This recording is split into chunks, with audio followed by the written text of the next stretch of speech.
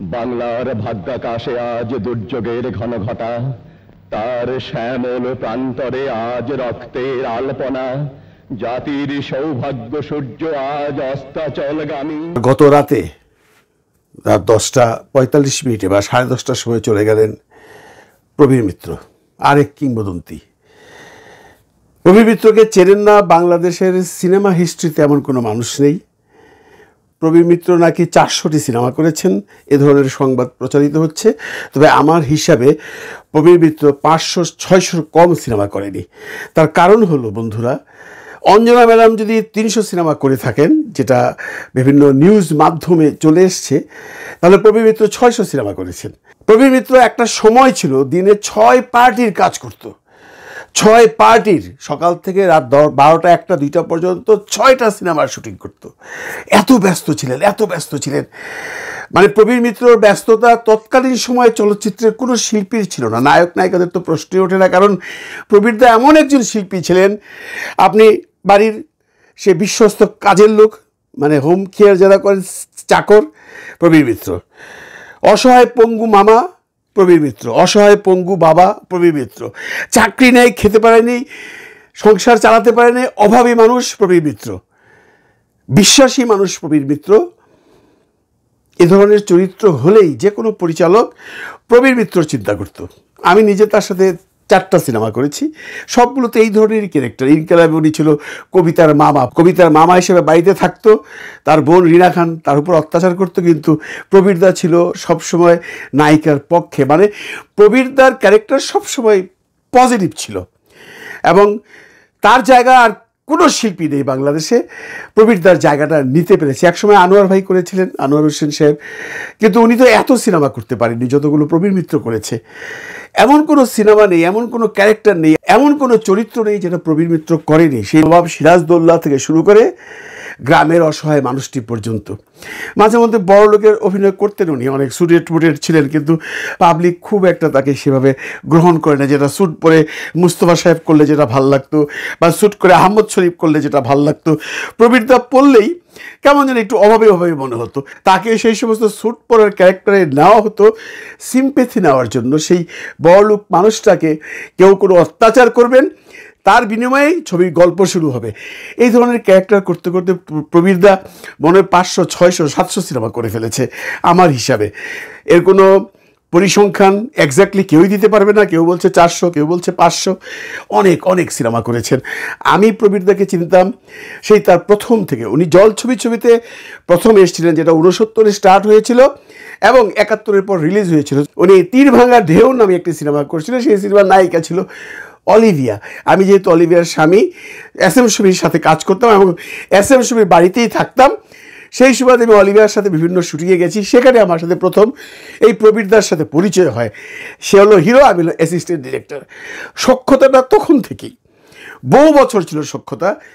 বিভিন্ন কারণে আমার 26টি ছবির মধ্যে মাত্র 3টি কিংবা 4টাতে কাজ করেছে, বাকিগুলো হয়ে ওঠেনি। Just for schedule. প্রতিটা ছবিতেই প্রবীর মিত্র ক্যারেক্টার থাকতো। যেতাম, কথা বলতাম, নাই ডেট নাই, স্বপন ডেট নাই, কি আর করা। প্রবীরদা অত্যন্ত বিনয়ী ছিলেন, অত্যন্ত মিতভাষী ছিলেন। কারোর সাথে ঝগড়া বিবাদ কখনো করতেন না, কখনো শিডিউল নিয়ে কাউকে ঝামেলা ফেলতেন না।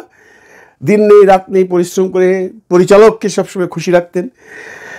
এবং প্রবীরদার সম্পর্কে চলচ্চিত্রে আপনি একজন মানুষ খুঁজে পাবেন না যিনি বলবে প্রবীর মিত্র লোকটা খারাপ ছিল।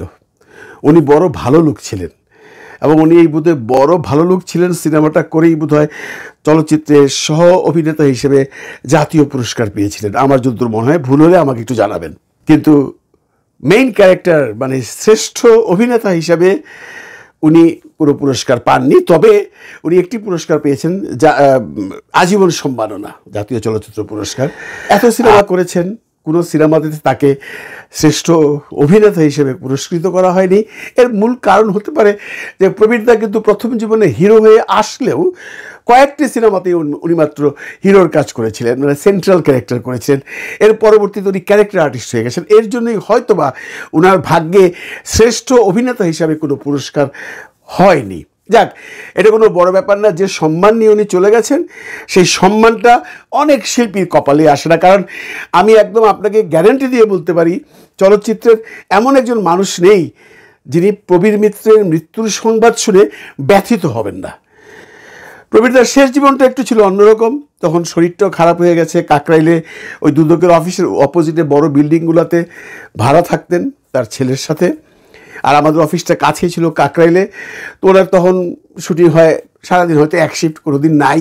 কারণ আপনারা জানেন 10-11 পরে সিনেমাটাও কমে গেল। প্রবীর মিত্র আর সেই 4-5 শিফট কাজ করতে হয় না, এক শিফট কাজ করে বাকি শিফটটা বসেই থাকেন।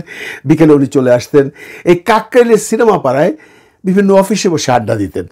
আমার অফিসে সপ্তাহে 2-3 দিন আসতেন, এক কাপ চা খেতেন।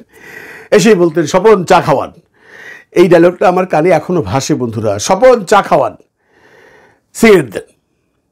এই সিগারেট নিয়ে একটি গল্প আছে, আমি আগেও এটা করেছি আর আজকেও এই গল্পটা বলবো আমার এই কন্টেন্টের শেষে। যাক, প্রবীর মিত্র প্রশংসা করে তাকে আর ছোট করবো না, কারণ সে শুধু প্রশংসা পাওয়ারই যোগ্য। আমরা চলুন সবাই মিলে আল্লাহর কাছে প্রার্থনা করি উনি যেখানেই থাকেন উনি যেন ভালো থাকেন। একজন ভালো মানুষ, আমার বিশ্বাস সব জায়গায় উনি ভালো থাকবেন। উনি যদি কোনো গুনাহ করে থাকেন সেটা আল্লাহ তাআলা দেখবেন। কিন্তু আমাদের দিব্য দৃষ্টিতে প্রবীর মিত্রর কোনো বড় ধরনের গুনাহ আমরা দেখিনি, হয়তো উনি দেখেছেন। তারপর আমরা দোয়া করব উনি যেন যেখানেই থাকেন ভালো থাকেন।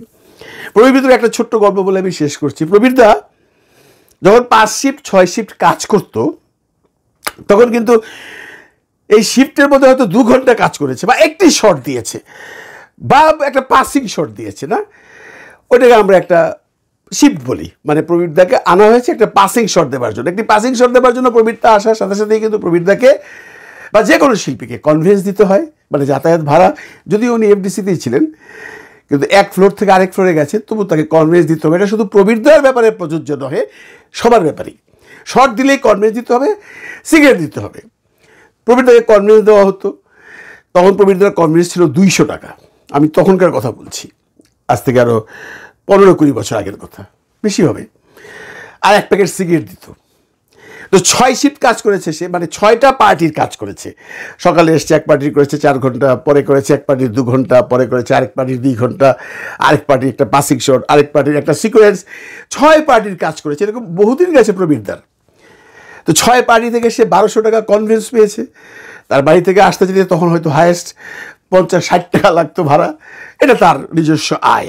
এটা নিয়ে আমার কোনো আপত্তি নেই, এটা সবাই নেয়। নায়করা হয়তো আয় অনেক বেশি নেয়, গাড়ির তেল নিয়ে তারাও 400-500 টাকা নেয় তখন। এখন তো অনেক হয়েছে, এখন নাকি শুনি মেন হিরোদের কনভেন্স 2500 না 3000 টাকা। এনিওয়ে, আমরা প্রবীর মিত্রের কাছেই থাকি। 6 প্যাকেট সিগারেটও উনি পেতেন। কিন্তু ওনার একটা বাজে অভ্যাস ছিল, উনি সিগারেট চেয়ে চেয়ে খেতেন। নিজের সিগারেটগুলো সে খেতেন না। একটা মানুষ যদি 6 প্যাকেট সিগারেট একদিনে পায়, সে কয় প্যাকেট খেতে পারবে? হায়েস্ট 1 প্যাকেট বা 2 প্যাকেট। তারপর সেই মানুষটি কেন চেয়ে চেয়ে সিগারেট খাবেন? এটা ছিল প্রবীরদার একটি বাজে অভ্যেস। এটা নিয়ে চলচ্চিত্রে খুব বদনামও ছিল। যেমনটি ধরুন, আমার সেটে এসছে, সিগারেট তো পেয়ে গেছে, তার সিগারেটটা সে রেখে দিত, রেখে দিয়ে এসে ঢুকতো। ক্যামেরাম্যানটা বলতো একটা সিগারেট দাও, আমার বলতে স্বপন একটা সিগারেট দেন। এই ক্যামেরাম্যান, ডাইরেক্টর, প্রডিউসার থাকলে প্রডিউসার, হিরো থাকলে হিরো, যারা সিগারেট পায় তাদের সাথে তার দেখা হলেই তাকে সিগারেট খাওয়াতে হবে। কেউ কোনোদিন এই প্রশ্নটি তুলেনি, এই প্রবীরদা আপনারা 6 শিফটে কাজ করলেন বা 4 শিফট কাজ করলেন বা এইখানে কাজ করছেন 1 শিফট, আপনি তো সিগারেট পাইছেন, আপনি কেন আমার কাছ থেকে সিগারেট দিচ্ছেন? কেউ করেনি। একটা সিনিয়র শিল্পী হিসেবে তাকে রেসপেক্ট করতো। কিন্তু এই চলচ্চিত্রে আলোচনা ছিল প্রবীর মিত্র তার নিজস্ব সিগারেটগুলো সে ভাঙে না, সে বিক্রি করে, ওটা দিয়ে সংসার চালায়। এই বদনামটা প্রবীর মিত্র ছিল। কিন্তু এটা নিয়ে বেশ কানাঘুষে আলোচনাও হতো যে কেন এই মানুষটা এমন করে। এত ওনার তেমন কোনো অভাব নেই, প্রচুর সিনেমা করছেন, হয়তো কারিগরি টাকা পাচ্ছেন না, কিন্তু চলার মতো টাকা পাচ্ছেন, কনভেন্স পাচ্ছেন। এভরিডে প্রবীরদার 5-6-3 পার্টি তো থাকতোই। 600 টাকা কনভেন্স। তৎকালীন সময় 600 টাকা দিয়ে বন্ধুরা আপনি সারাদিন খরচ করতে পারবেন না। এখন যদিও 600 টাকার কোনো মূল্য নেই, তখন 600 টাকা দিয়ে একটা পরিবার দুবেলা বা সারাদিন চলতে পারত। প্রবীর মিত্র তো ইনকাম ছিল। তারপরে সিগারেটগুলো সে বিক্রি করবে কেন? এই টাকা দিয়ে সে কি করে? চলচ্চিত্রের কিছু দুষ্ট প্রকৃতির মানুষ থাকে না, এরা অনুসন্ধানে বের হলো। কিছু ছেলে পেলে নিয়োগ করা হলো সিনিয়র লেভেলের কিছু আর্টিস্টের ইনস্ট্রাকশনসে। প্রবীর মিত্র সিগারেটগুলো নিয়ে কোথায় বিক্রি করে এবং কত পায় এবং সেই টাকা দিয়ে সে কি করে? তার তো সংসারে এত অভাব নেই। টাকা দিয়ে সে মদ খায়, না টাকা অন্য কোথাও ইনভেস্ট করে, না করে ব্যবসা করে? কি করে? তোমরা খোঁজ করো, খোঁজ কর খোঁজ করতে করতে একসময় বেরোলো প্রবীর মিত্র তাকে দেয়া সিগারেটগুলো বিক্রি করে সেই বিকৃত নগদ অর্থ উনি একটি এতিমখানাতে দান করতেন। ভাবতে পারেন যে উনি ওনার সিগারেটগুলো খেতেন না, উনি বিক্রি করতেন, বিক্রি করে উনি একটি এতিমখানাতে দান করতেন। রেগুলার দীর্ঘ 20 বছর উনি এই কাজটি করেছেন। এরপর থেকে যারা আমরা ভাবতাম প্রবীর মিত্র একজন বাজে মানুষ, সিগারেট বিক্রি করে, তাদের নিজেদের প্রতি নিজেদের ধিক্কার আসলো যে আমরা কত ছোট মনের মানুষ, প্রবীর মিত্র কত বড় মনের মানুষ। এই মানুষটা যেন যেখানেই থাকে ভালো থাকুক। ভালো থাকবেন সবাই, ভালো রাখবেন সবাইকে। খোদা হাফেজ।